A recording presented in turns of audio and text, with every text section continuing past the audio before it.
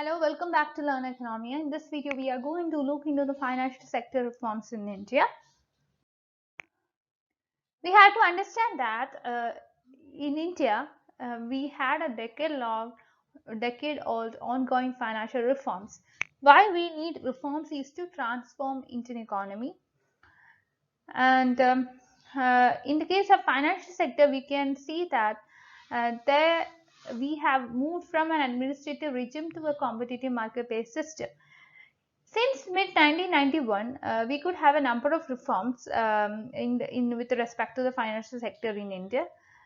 Rangarajan, a famous economist, he has noted that the domestic financial liberalization has brought about many changes in Indian economy, like deregulation of interest rate, dismantling of directed credit, reforming the banking system, improvements in the functioning of capital market, improvements in the functioning of government security markets, etc.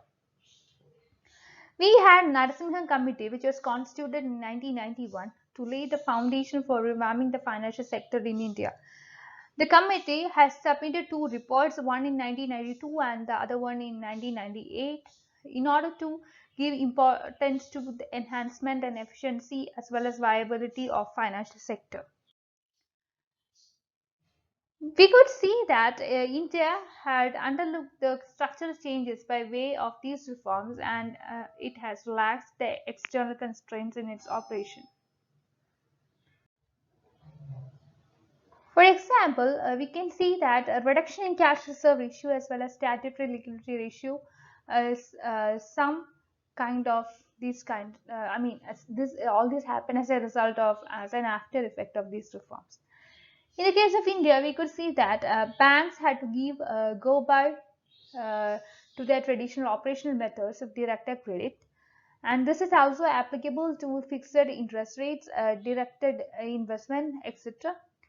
Another prominent consequence of reforms was sprouting up from a number of banks. Earlier, banks were concentrated on certain regions. After reforms, the bank got an almost equal distribution in different areas, including urban and rural areas.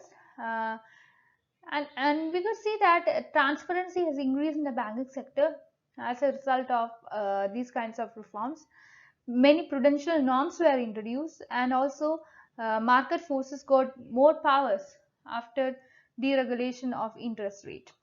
All these measures lead to major changes in the operational environment of financial sector.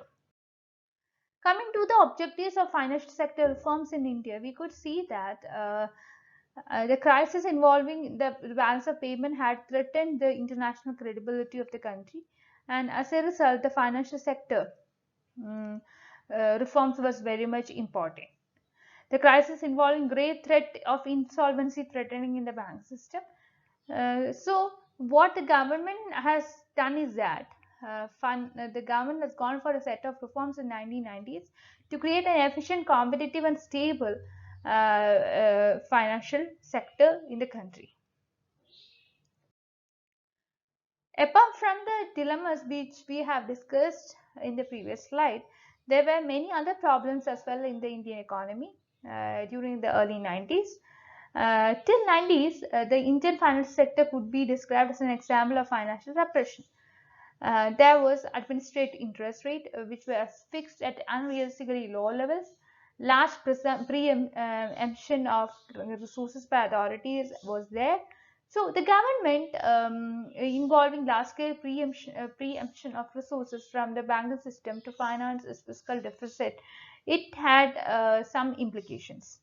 More than necessary structural and micro regulation that inhabited the financial innovation, there were many other changes as well. Relatively inadequate level of prudential regulation in the financial sector was another important step. Obsolete and outdated technological institutional structures that lead to the consequent inefficiency of the capital market and rest of the financial system was a main problem in the Indian economy. Coming to the major controls of financial sector reforms in India, we could see that there are three groups of reform measures that were used to handle the problems that Indian economy was facing with respect to the financial sector. Removal of financial repression, rehabilitation of banking system, and deepening and development of capital markets. So these were the main ideas uh, what we were planning for.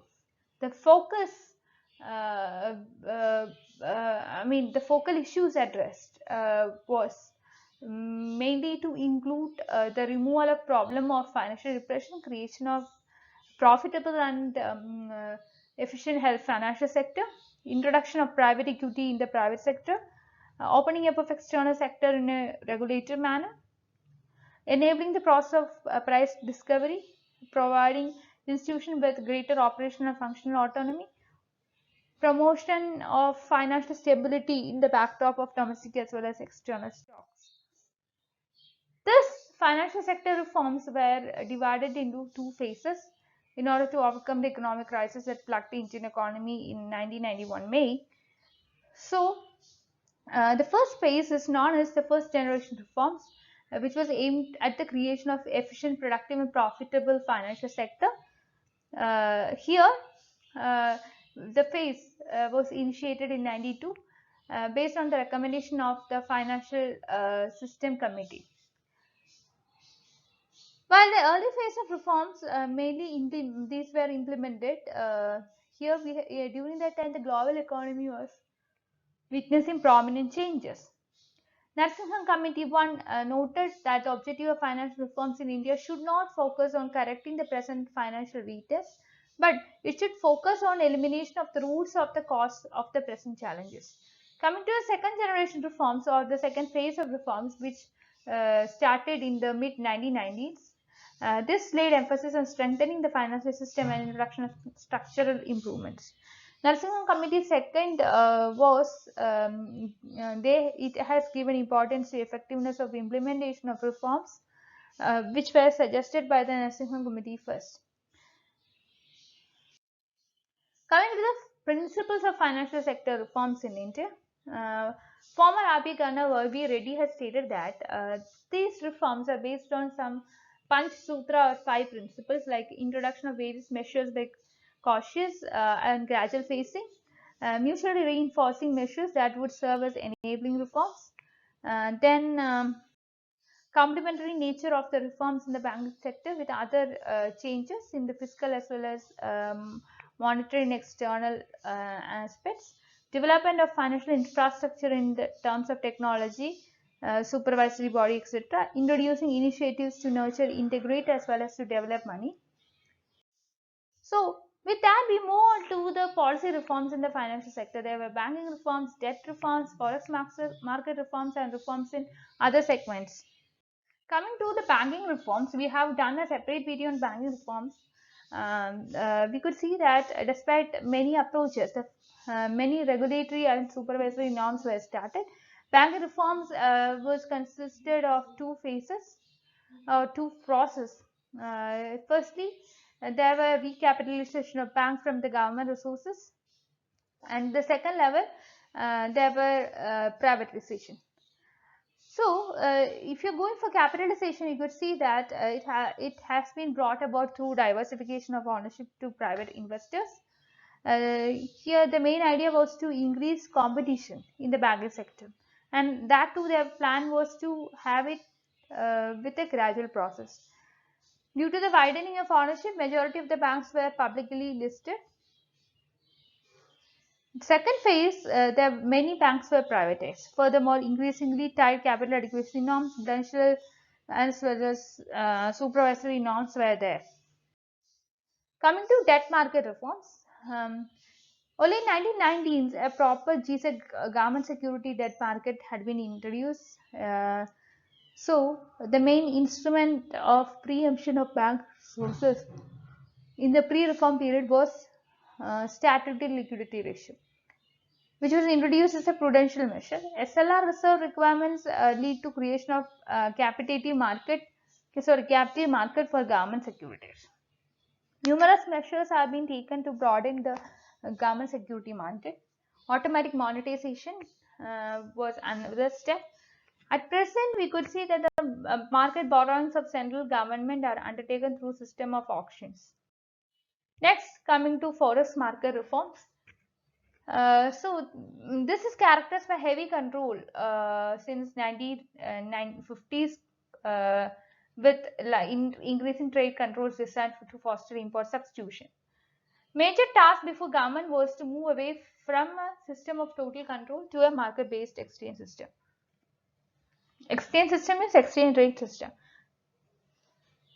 Under reforms, authorized dealers of foreign exchange as well as banks have been given greater autonomy. The capital account has been effectively convertible to, for non-residents but still has some reservations for residents. Moving to the reforms in other segments, we could see that non-banking financial companies as well as had to witness reforms. Development financial institutions, urban cooperative banks, etc. witnessed reforms. Reforms were introduced in phases for this segment as well. Till 90s, the insurance business was under public ownership. After that, Insurance Regulation Development Act in 1999 was introduced. The prominent of this setting was to go for Insurance Regulatory and Development Agency as well as the setting up of joint ventures to handle insurance business. Next, the Securities and Exchange Board of India was set up as a regulator for equity markets. The reform measures in equity markets since 1992 have laid emphasis on regulatory efficiencies, enhancement of competitive conditions, etc. The reform process had the effect of putting an end to the monopoly power of UTI, the United Trust of India. Mutual funds are being permitted to operate. Next, Indian capital market for foreign institutional investors were opened. Corporate sector was granted permission to tap international capital market through American deposit receipts, etc. Overseas corporate bodies and non-resident are now allowed to invest in Indian companies. So that's all for today. Please like, share, and subscribe to this channel for more videos and be a part of my Telegram group and Telegram channel to discuss your doubts. Thank you.